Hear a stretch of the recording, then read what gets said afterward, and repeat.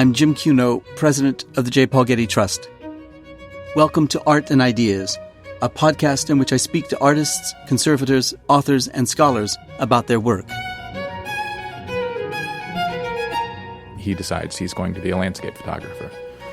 He's going to take this complicated gear out into the very dusty, very hot, very inhospitable West and make a go of it. And boy, did he. In this episode, I speak with Tyler Green about his new book, Carleton Watkins, Making the West American.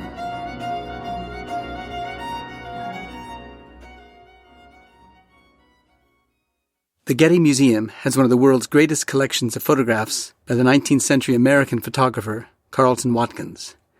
Tyler Green, art historian, critic, and host of the popular podcast Modern Art Notes, recently published a biography of Watkins, tracing the arc of the photographer's career from his arrival in California in 1849 to his death in 1916.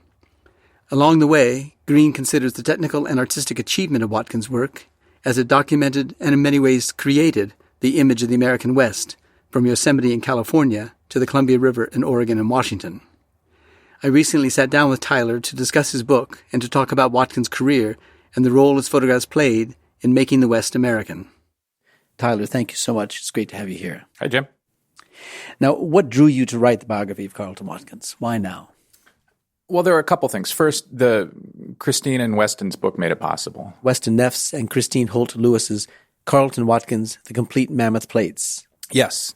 It is a mammoth, enormous, scholarly undertaking, bringing into focus a figure who left behind virtually no textual documentation.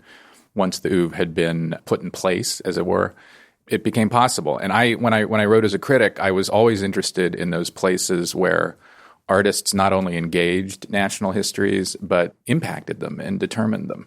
And there's no better example, really, in all of American history of an artist who's had an impact on the nation than Watkins, whether it's through the Yosemite story and his outsized impact in bringing landscape conservation to the world for the first time at Yosemite and the Mariposa Grove, in the development of the West, whether his involvement with business and finance and where things like railroads and Eastern investment went, or later development as California turns agricultural, and his huge role in everything from court cases to the marketing of turning the desert into farms.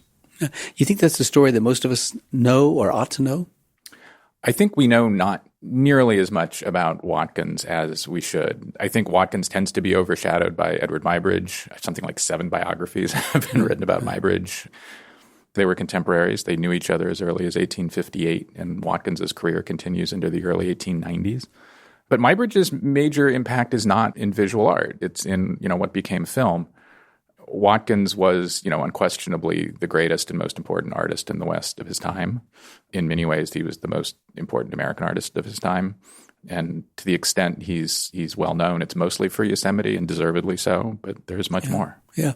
We do know the images of Watkins without knowing much about the life of Watkins, without knowing much about his place in history, that is history of California, the history of the West, photography history, art history.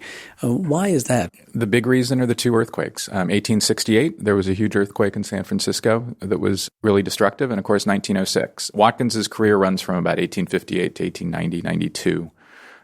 Just before the 1906 earthquake, his material, everything from daguerreotypes in his collection that he may or may not have made, to mammoth plate glass negatives, to pictures themselves, to his diaries, if he kept them, and all that kind of stuff, was ready to go to Stanford.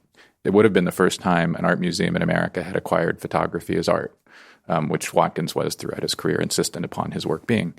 And then, 2 days or something before it's going to be picked up in San Francisco and taken down the train to Stanford, the great 1906 earthquake and fire happens, and it all goes up in smoke. Mm-hmm. As a result of the earthquake and fire, there are, only a couple dozen textual documents by Watkins's hand.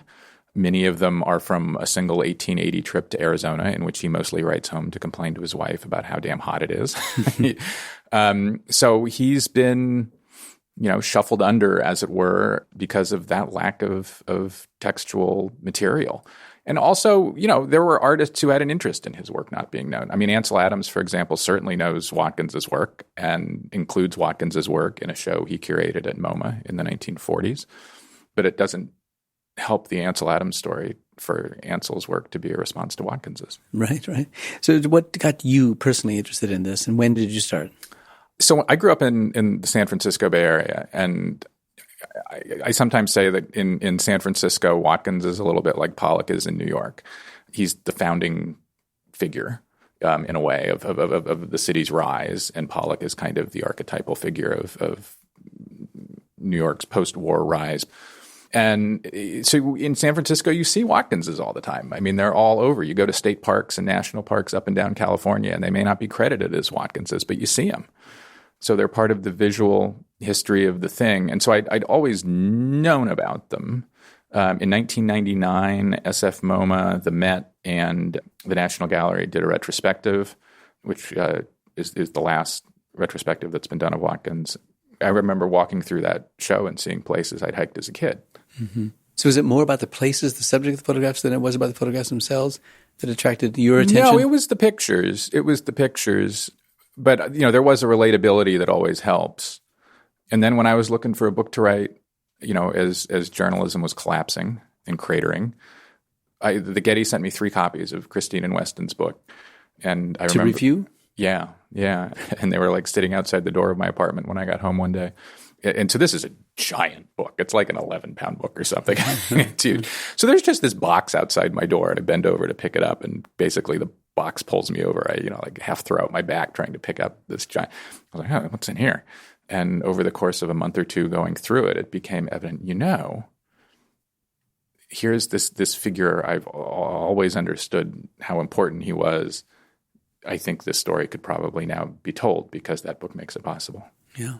Well, tell us about his early life. Watkins grows up in Oneonta, New York, a town in the foothills of the Catskills, a town that was in kind of the first wave of American Western migration at the turn of the 18th century, a booming agricultural hub.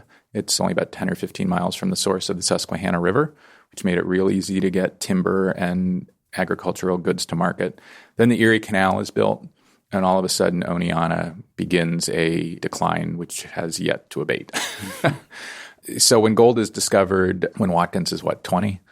Something like 5% of the men in all of the county leave for San Francisco. Yeah. There's just this massive exodus out of these small rural places in the East that have been rendered obsolete by one technology or the other, the canal, the railroad, whatever.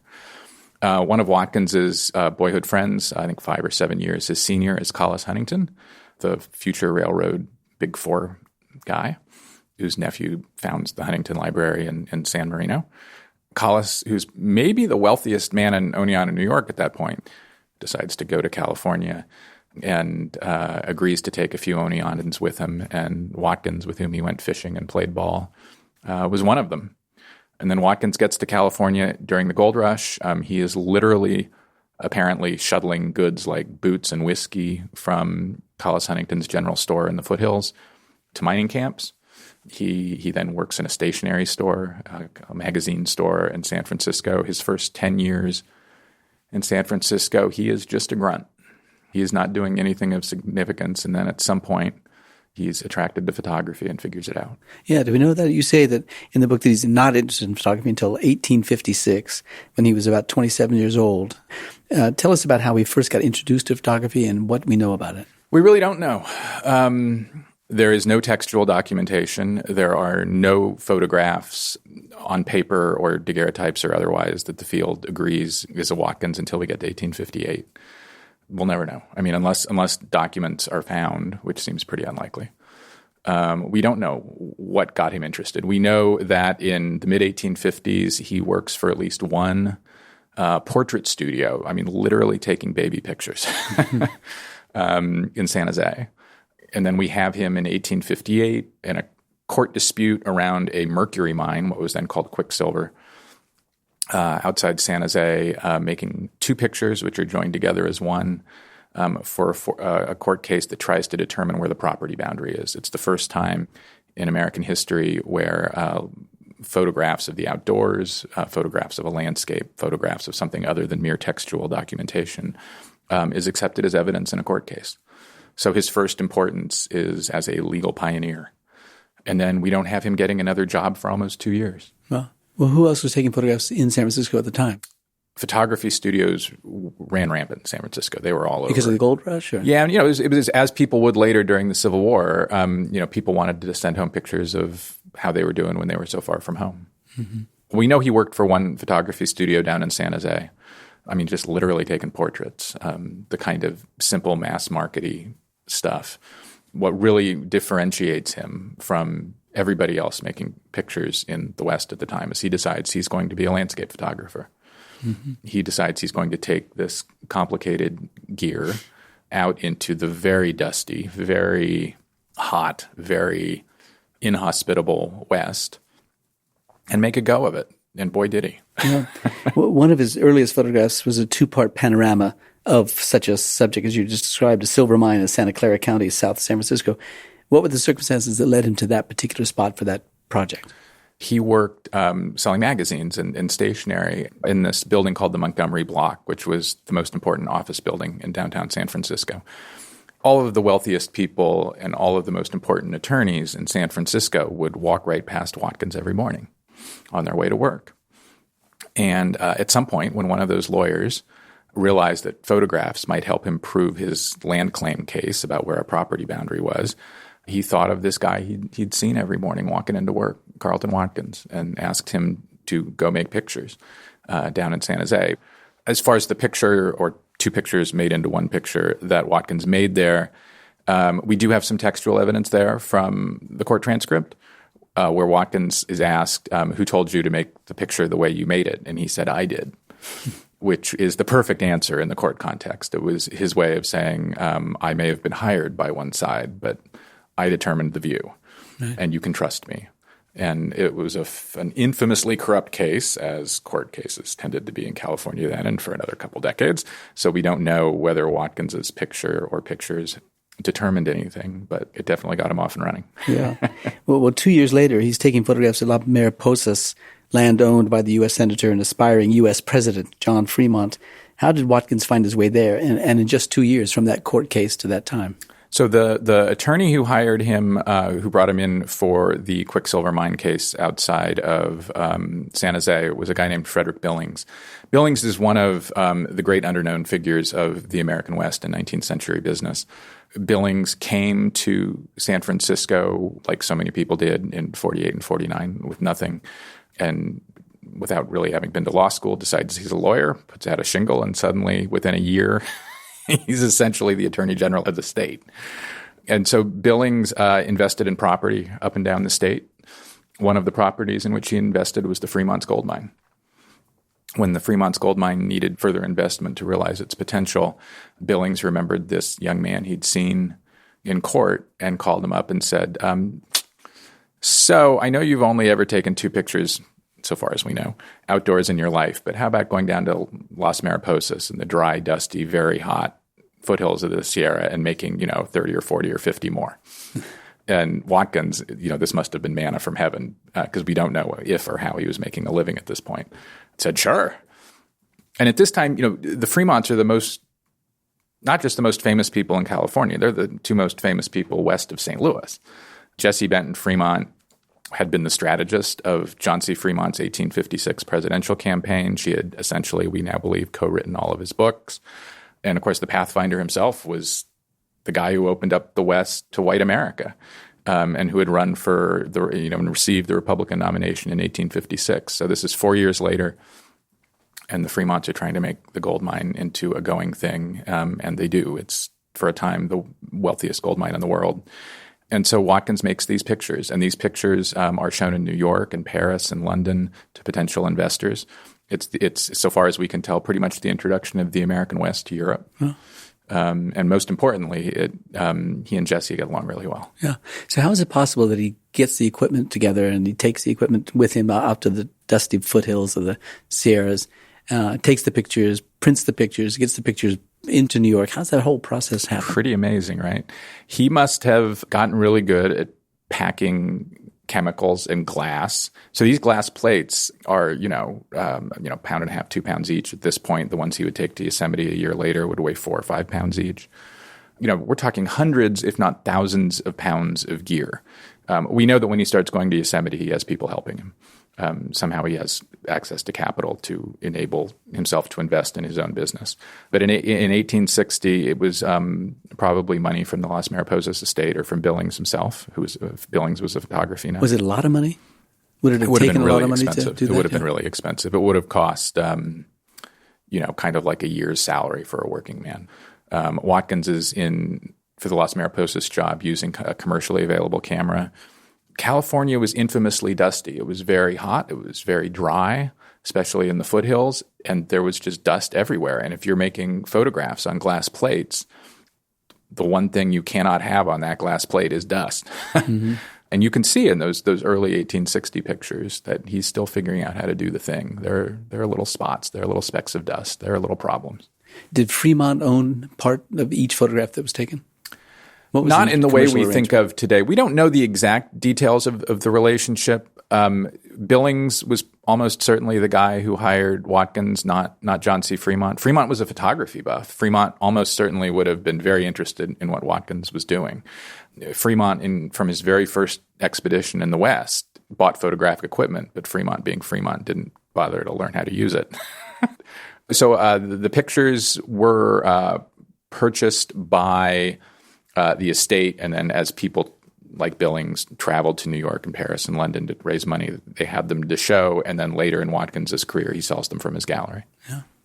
So what's the attraction of Yosemite? Oh, this is a big story. We think of today the attraction of being Yosemite, that's a beautiful, dramatic landscape, and that's why we go. And Californians knew that in the 1850s. It's part of the reason that Native Americans were murderously run out of it by a state militia early in the 1850s. But for that entire first decade that Californians knew Yosemite was there and knew or had read or could read about how spectacular it was, they didn't go. The beauty of the place did not motivate people to take the 2 or 3 day trip from San Francisco. Yosemite becomes prominent because some very smart, Eastern-educated Republican Unionists in San Francisco ally Yosemite with the great Northern cultural tradition of landscape, and that's what gets Yosemite over.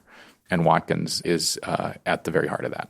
And how is that made known to the public? In other words, these photographers, Charles Leander Weed and Watkins, take photographs there and they make their way to the market. Is there already a kind of literature about Yosemite that puts it into context? Weed's pictures, when they're exhibited, don't generate much attention or interest. I think they did win a medal at a state fair or something, but the press coverage of it was pretty lukewarm. So Weed's stuff didn't really land. What first gets Yosemite over in California are 2 competing churchmen. One, a Southern old-school Presbyterian named Reverend William Anderson Scott, who was a slaveholder in New Orleans, who was allied with California's dominant Democratic pro-slavery ruling class. He contextualized Yosemite to the people of California as kind of a manifestation of biblical truth. Very austere, very cold, didn't really work. Starr King, who is one of New England's first, I guess you could say, popular intellectuals. Starr King's every mental and creative flowering is chronicled in the Boston newspapers of his time, both when he's in Boston and when he comes west.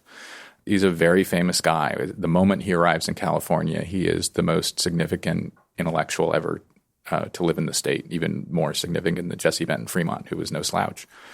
Starr King had written a book in New England called The White Hills.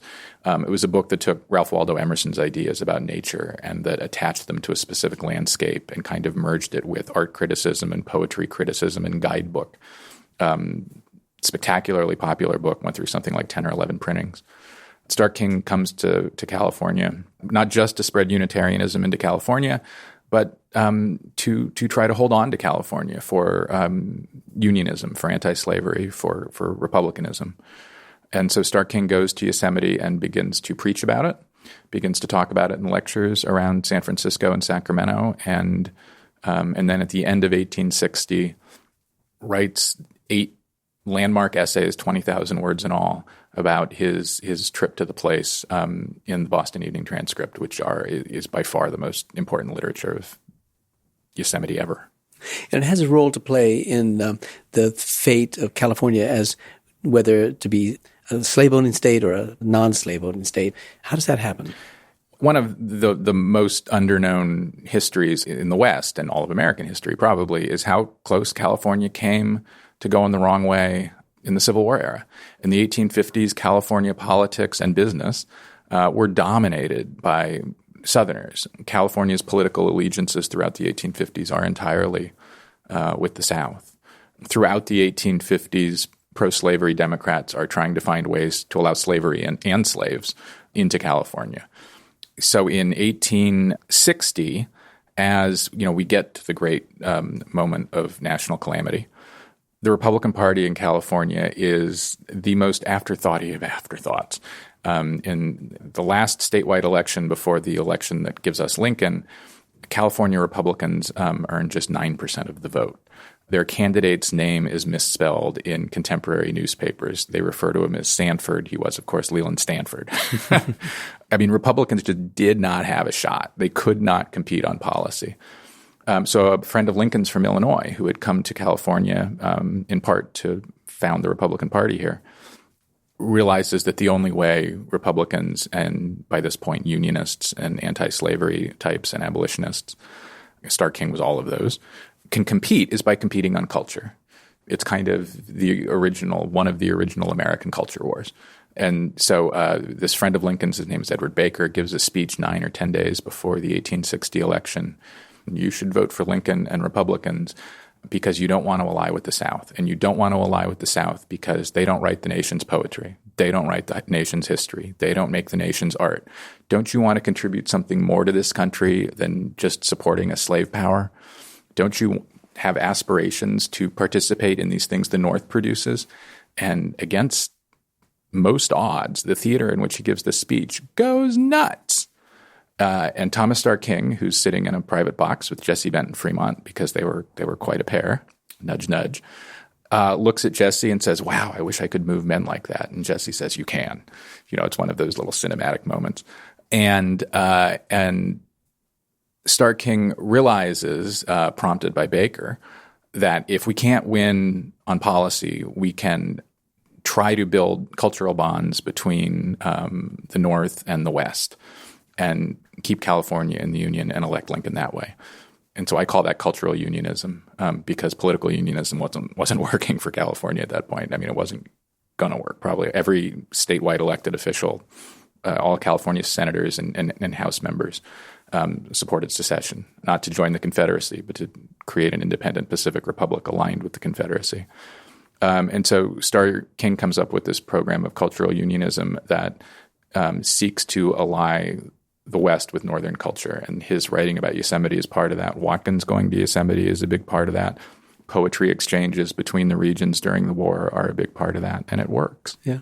What does Lincoln do about Yosemite? So Stark King's 8 essays about Yosemite are published in the Boston Evening Transcript, the major newspaper of New England, as 7 states secede in 60 and 61.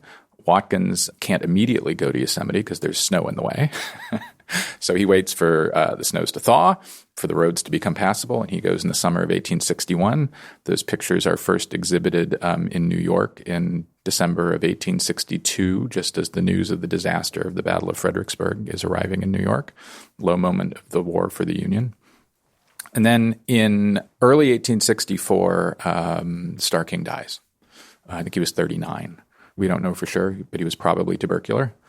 And 3 or so months before Stark King died, a group of San Franciscans, mostly living around Montgomery and California streets, which was the power intersection at the West at the time, the main intersection in San Francisco, had begun to think about how great Yosemite was and how it could be, what we would now call conserved in some way. And this is a totally new idea. They made it up on the fly. We don't know exactly how it happens. There is one letter written by a steamship executive to Senator John Conness, the Union Democratic senator from California and a close friend of Lincoln's. But nothing Conus doesn't move on the idea right away. It just seems to sit there for a while. And then Starr King dies, which is a great blow and surprise to everybody. Starr King, by this point in 1864, has received all the credit for keeping California in the Union, for winning California for Lincoln, and then for being really the single largest fundraiser in the entire country for the U.S. Sanitary Commission, the Red Cross of the day that tended to Union and often Confederate battlefield wounded. Starr King dies, and Frederick Billings, who I mentioned a few moments ago, just happens to be in Washington. He's trying to get probably a position in a second Lincoln administration, a cabinet secretaryship. And he's also, doing what wealthy men have done now and then, going and lobbying. And so Billings is there, wakes up in his hotel room at the Willard Hotel, which of course is still there, gets his newspaper and reads that Starr King has died. And he's overcome. He's so overcome that the letter he writes to his wife about Starr King's death appears to have some tears that have landed on it. I mean, those little water things could also have come from rain outside, but I like to think they were tears. And immediately the Yosemite bill moves through the Senate and the House. My take is that Starr King's death motivates Congress to act almost as much as Watkins's pictures motivate them. Lincoln seems to have seen the pictures, almost certainly, in June of 1864. And on June 30th, at another very, very low point for the Union in the war, Sherman has not even made it to Atlanta, let alone begun to march to the sea, and Grant is getting slaughtered by Lee in Virginia. Lincoln, desperate for re-election at a time when his re-election campaign is going very poorly, signs a series of bills over about 6 weeks to try to shore up his support in the West, try to shore up the West's 10 or 12 or 13, depending on if they could get various states admitted to the Union in time, electoral votes. And one of those bills is this bill. And it's not done because there was any mass movement to conserve Yosemite. It's a product of elites, cultural elites, artistic elites, a couple of business elites. And Lincoln signs the bill in June of 1864, which, in the custom of the day, grants the land that is now Yosemite to the state of California. There's no federal apparatus to manage land, to manage parkland or any other kind of land. This is how we get land-grant universities, for example. And so the state of California is happy to receive this, but has no idea what a landscape set aside for, quote, resort and recreation means, should be, how to administer it, how to let people go there, why to let people go there, they just don't know. By pure happenstance, by mere fortune, Frederick Law Olmsted, who had thought more about landscape and parks than anybody probably in the world at that point, happened to be living in California. He had been running the U.S. Sanitary Commission, to which Starr King was the major donor organizer. And he was running the Las Mariposas gold mine we previously discussed. The Fremonts had sold out, and the group of investors that had bought it had hired Olmsted, and the gold mine had pretty much gone bust, no fault of Olmsted's, more or less.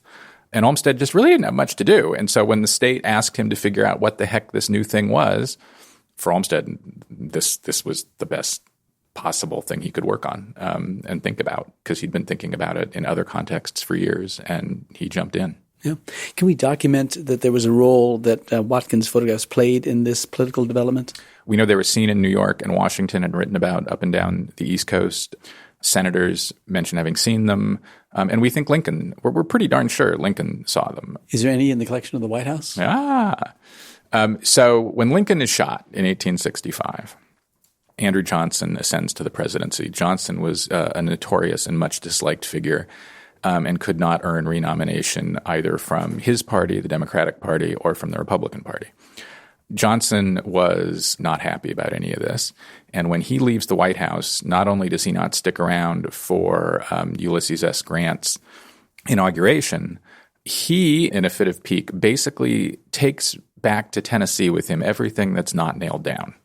There are sofas and curtains to this day in Greenville, Tennessee, that have little plaques next to them in historic homes in Greenville that say, Andrew Johnson brought this from the White House.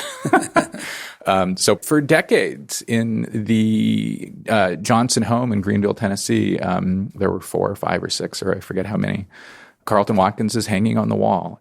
Typically when Watkins made pictures in 1861, he mounted them on this very thick stock. And the 1861 pictures in Greenville are on very thin stock. This was probably so that they could be rolled up for shipping. Shipping was much harder during the Civil War than it was at other times for obvious reasons. Quite possibly or quite probably, 75%, if we want to put it in numbers, those 4 or 6 or 7 or whatever the number is of 1861 Watkinses at the Andrew Johnson House in Greenville, Tennessee, were the pictures Lincoln saw. Oh, yeah. Now, what about William Brewer, and what was his relationship in these early years of California Geological Survey? What did this all mean for Watkins? There is this moment in very late antebellum California that Starr King is a part of, which is where California begins to realize it has to grow up, that it's not enough for the state, indeed for the West, to be merely a mining camp, that it wants to be a continuing concern. And as part of that, California starts the California Geological Survey and hires Josiah Whitney to run it. And Whitney hires Brewer to be his number 2. These were 2 young American scientists, kind of in the second generation of American science.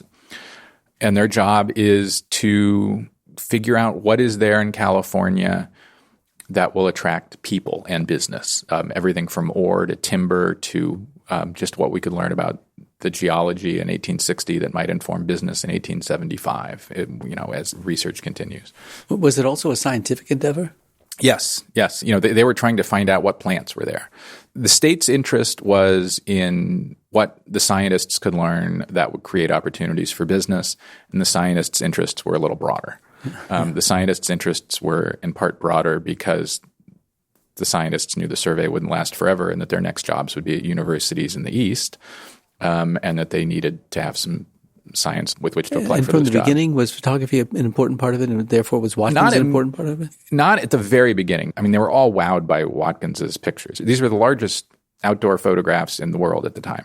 Everybody was wowed by them, and the scientists quite quickly realized, Brewer first, that Watkins's pictures could help them communicate what they were seeing with their peers back east. So, for example, Brewer was trained as a geologist and botanist and wanted to ascend to a botany professorship in the East, as that was the highest of the sciences in America at the time.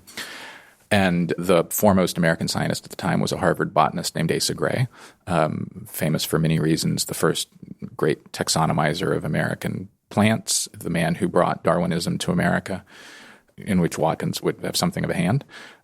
Brewer would send Watkins's pictures back to Gray to say, hey, look at these species we've got out here. I mean, it's hard to overstate how little the Eastern establishment, whether it's science or business, knew about the American West. At one point, Brewer writes a letter to Gray and says, I've just seen Mount Shasta, and wouldn't you believe it? Not a damn thing lives above about 8,000 feet. For 6,000 feet, there's nothing alive. And Gray writes him back, this very tut-tutting letter, and he says, I'm sure you must be mistaken, and I don't want to ruin your reputation, so I won't say anything about this to anybody. I mean, they just don't know. And so Brewer and others, but particularly Brewer and Whitney, start sending Watkinses back to the East by the bushelful, and before long, Easterners want to buy them by the bushelful.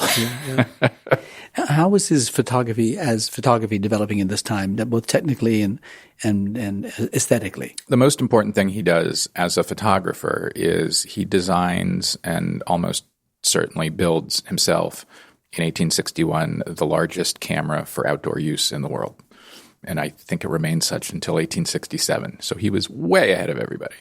And the reason he does this is not because he's responding to the enormity of Western landscape, but it's because he wants to compete with painting. He wants to engage with the highest art form at the time, especially in the North, given the whole cultural unionism thing, which is painting. He even framed his pictures that way. And he frames his pictures. At that amazing moment in 1862 when Watkins's Yosemite pictures are first seen in New York, they were installed at a gallery whose papers are here at the Getty. The Goupil Gallery. The Goupil Gallery. Which was a painting gallery. Was a paintings gallery, plus Watkins.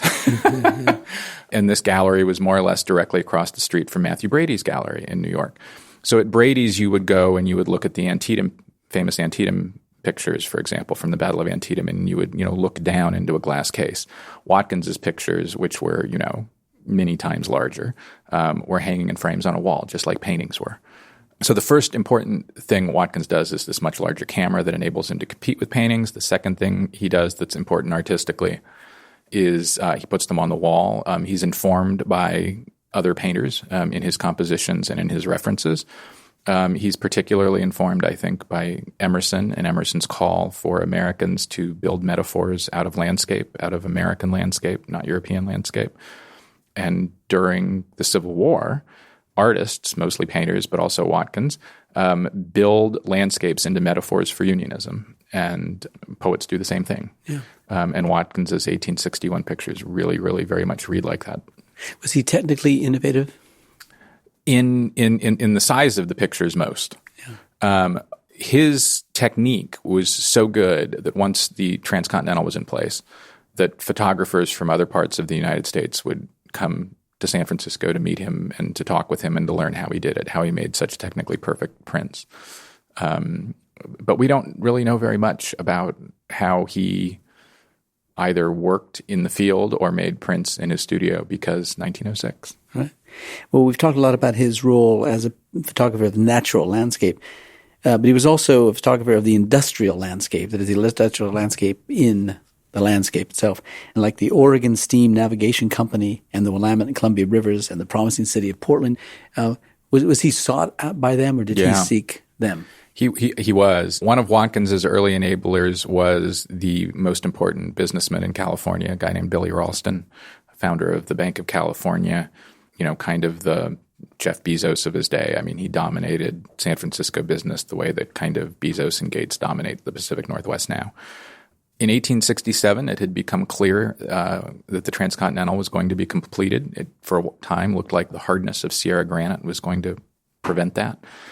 And all of a sudden, people in Portland freak out because all of a sudden, all of that rail traffic, all of that traffic from Asia is going to go to San Francisco. And Portland, which was a small but thriving and fast-growing city, thought it was going to be left out. And Billy Ralston had invested heavily in Portland. And so Portland realizes it needs to attract a spur of the Transcontinental in some way, preferably from Salt Lake City. And so the Oregon Steam Navigation Company, which you describe as the largest business concern west of Chicago and north of San Francisco. It was immense. It controlled all of shipping and travel in a region the size of France. The entire Columbia River Basin, the Oregon Steam Navigation Company had on full lockdown.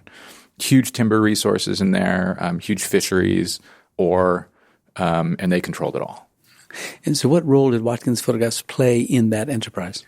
So one of the things that the Oregon Steam Navigation Company realized it needed to do was to demonstrate to Eastern government, mainly the federal government and Eastern finance, that it kind of, air quotes, deserved a branch line of the railroad. And one of the things that they ran into as a problem was that Easterners just didn't know what the land was like, what the terrain was like.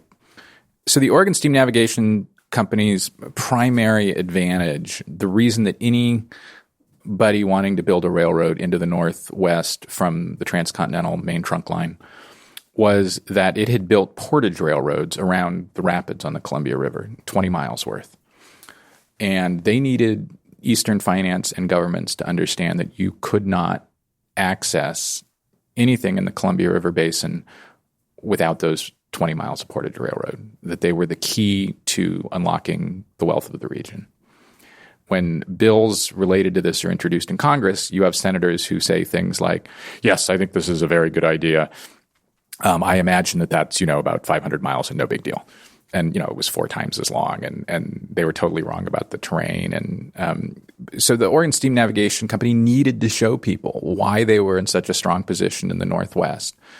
And so they, with Billy Ralston's guidance probably, bring in Watkins to demonstrate that. And so those pictures rank right next to the Yosemite pictures as the greatest pictures ever made in the West and in America. You can see the Columbia River cutting through these huge, 100-foot high basalt flows. And it's all been dammed. It's all underwater now. For Watkins, many of them, not all of them, were made specifically for the OSNC and its businesses, but Watkins never in his entire career differentiated between making landscapes for a commissioning body or single client and landscapes that he would sell in his gallery to anybody. That's all one thing to him. Yeah. Now, you just mentioned his gallery. He had a gallery called the Yosemite Art Gallery, and he gets mixed up with Billy Ralston, and things go south financially for him. Ralston is the great patron of San Francisco everything. He owns a theater. He's a great benefactor of the arts. He's a great donor to the Sanitary Commission during the war. I mean, Ralston is the Rockefeller of the West, right? This is before the Rockefellers, but he plays that kind of outsized business and cultural role. Ralston and Watkins appear to have had a very, very close relationship, probably both business and personally. And in the early 1870s, once the Transcontinental arrives, Ralston sees a business opportunity in doing two coincident things: extending San Francisco's downtown south of Market Street, and then building a really big hotel for all of those transcontinental passengers who were arriving. But so one of the problems for Ralston with this new downtown he was building south of Market Street, which was where like the stockyards and the meat butchering facilities were, was that he had to convince both tourists and San Franciscans to be willing to go south of Market, which had always been a problem. So what seems to have been Ralston's solution was to get his buddy Carleton Watkins to build a new 6,000 or 8,000 square foot art gallery right across the street from the Grand Hotel, so that Watkins's famous gallery would serve as a bridge between Ralston's business interests and the rest of downtown. And that is, for a time, the most famous art gallery in the West, and it's probably the most famous in America.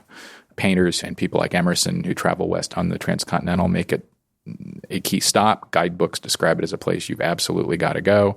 Just after it opened, Watkins had gone up Mount Shasta with his friend Clarence King and discovered the first glacier in North America and had taken pictures of it. So as you walked into Watkins's Yosemite Art Gallery, on either sides of the hallway, as you walked in, there would be these pictures of Mount Shasta. I mean, it was quite a dramatic thing. And then Ralston, 4 years after the gallery opens, 3.5, 4 years, goes bust. He'd basically been covering some revenue shortfalls by, air quotes, borrowing, non-air quotes, stealing from bank depositors. He'd gotten caught up in trying to take over a water company in San Francisco and overextended himself. He tried to buy some elections to further facilitate his takeover of the water company, and then those people he'd elected betrayed him. And so Ralston one morning goes for a swim in San Francisco Bay and never comes back. And the business partner of Ralston's who controlled his debt after his death had so much debt paper that he didn't know what to do with it. And he simply sold it off in lots just to get, whatever he could, 10 cents to the dollar, 8 cents to the dollar, whatever. And one of those lots was the loan that Ralston and Watkins had almost certainly worked out for that last iteration of the Yosemite Art Gallery. And the debt for that gallery is bought up by a businessman in the foothills of the Sierra named John J. Cook. And Cook partners with a rival of Watkins's, and Watkins is left with nothing. How does he recover? It's an amazing story. I may have undertold it in the book. So Watkins has very strong relations with the business leadership of the West, especially in San Francisco, especially with the Republicans. He knows everybody who's anybody who's got money. And so when he needs a comeback tour, what he does is he decides he's going to take a series of trips in 1876, and he attracts big business to commission work. And agricultural business? Railroads, resort owners, mining companies, you name it. This is, Darius Ogden Mills, one of the wealthiest men in America, and Ralston's heirs. And I mean, these are the biggest and wealthiest concerns in the West.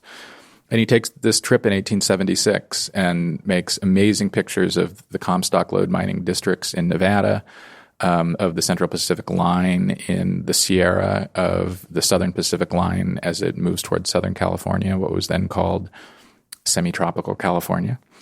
And that begins his comeback. Within a year or two, he has a gallery again. Yeah. And these extraordinary photographs he took of the Spanish missions in California, which document the beauty of the architecture, but the kind of isolation of the missions. His work seems to bounce back and forth between art, science, and commerce. How did it end? How did his career end? So Watkins is born in 1829, and his career ends in 90, 91, 92, somewhere in there. It's hard to kind of put a pushpin on the wall and say, here is the exact end. He took a couple of commissions very late in his career and couldn't fulfill them. He was, by then he's an elderly man by the standards of the time, particularly the standards of the West. He was beginning to have trouble moving around. He had a bad knee or a bad hip. And then in the early 1890s, he begins to lose his sight. He begins to go blind. The great irony that the man who showed the world the West loses his ability to see. As he loses his ability to move around and his sight, and as dry plate photography, Kodak cameras and stuff come on the market, Watkins's work and what he does becomes obsolete. He had a 30-year career, which is pretty unusual in 19th century America for an artist. By the mid to late 1890s, Watkins is broke. Collis Huntington, Watkins' old friend, who is by now probably the wealthiest man in America, bails him out and writes him some checks and gives him some land and just generally helps him out. Watkins, even into the 1900s, never stops trying to sell pictures.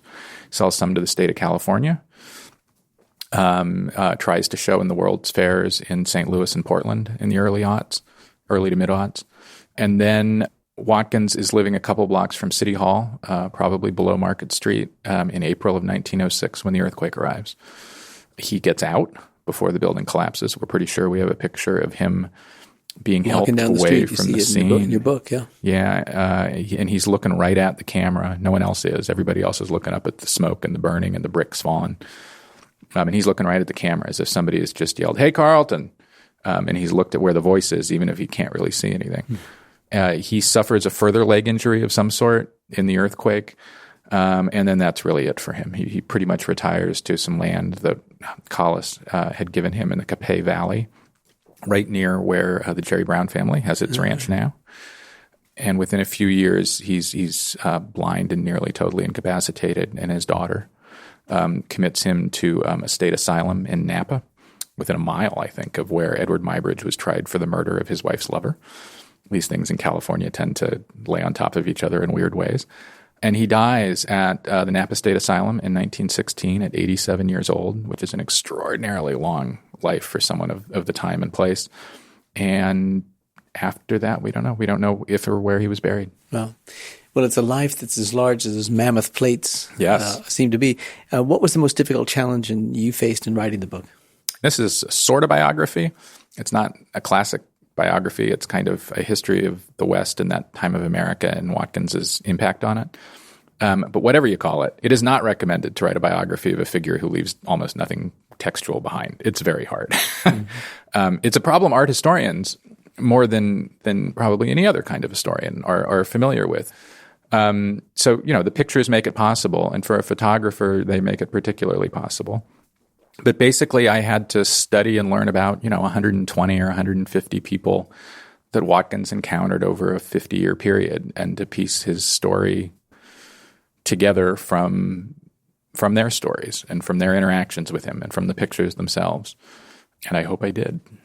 How personal was this quest for you? One of the reasons Watkins interested me from the start was I'm a big hiker. And of course, I'm obviously an art nerd. And so Watkins was this marriage of my love and interest in landscape and the outdoors and of art. And these were things that I got from my mother, who died when I was a kid, when I was 12. And so I had always thought of this as a kind of a hat tip toward my mother's influence in my life. To whom you dedicate the book itself. To whom I dedicated the book, yeah. And about 2 or 3 years into working on the book, I'd spent a year at the Huntington using it kind of as my research hub. And so I was just lying on my bed one night in Pasadena and said, you know what, I'll go up to the Bancroft up in Berkeley, Bancroft Library, and research there for a few days and give myself a change of scenery. So I called my father, who lives in Oregon, and said, why don't you come down? I'll buy you dinner. We'll get to see each other and catch up, and I'll get some work done. And my father, who obviously loves me very much, said, haven't you done all that? Why do you really need to do that again? And I said, well, and so that day, that very day, I'd been looking at an 1880 Watkins picture of Arizona Territory at the Huntington, the big giant picture out on a table. And I'd had a magnifying glass out, and Watkins's photographic wagon where he kept his supplies was in a corner of the picture, and it said on the side of it, C.E. Watkins, Yosemite Art Gallery, W.H. Lawrence, proprietor. So I described that to my father, and I told him, I've been researching all these people in Watkins's orbit. The next one I'm going to research is this Lawrence guy, about whom I know almost nothing. And my father doesn't say anything for a minute, and he says, is his name William H. Lawrence? And I thought that was weird. And so I didn't reply for a second. I'm like, yeah. Then my father says, is that William H. Lawrence of the Spring Valley Water Company?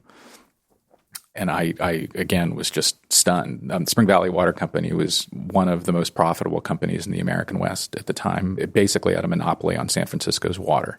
They had a profit margin of something like 95%. It was a big thing. And I knew that Lawrence was essentially their CEO. And so I said, how do you know any of this? And my father says, well, William H. Lawrence is your great-great-grandfather.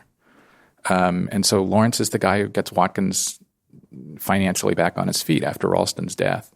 And I was so flabbergasted by this that it wasn't until I was getting on a plane a couple days later and I was in the security line where you have to hand over your driver's license and they check it with your ticket.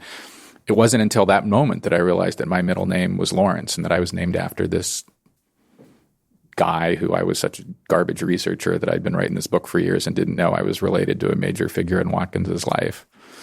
And so then, of course, I researched the whole Watkins-Lawrence connection and my family connection. And among the things I learned, which is really weird, is that my two great-great-grandfathers on my father's side quite possibly were introduced to each other by Carleton Watkins. Can't be true.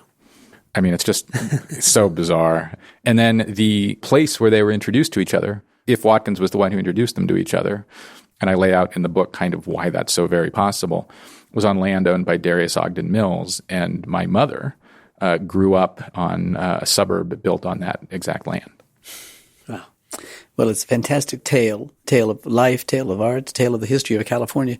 So thanks so much for the book itself, and thanks for coming in and talking to us today on the podcast. Thank you for your interest, and thank the staff here now and in the last 10 or 15 years for all they've done to make something like this book and other people's work on Watkins possible.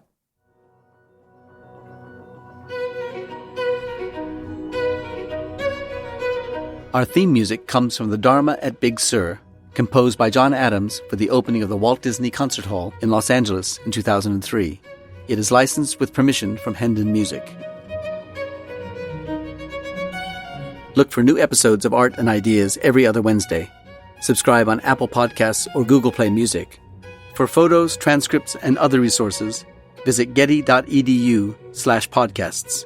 Thanks for listening.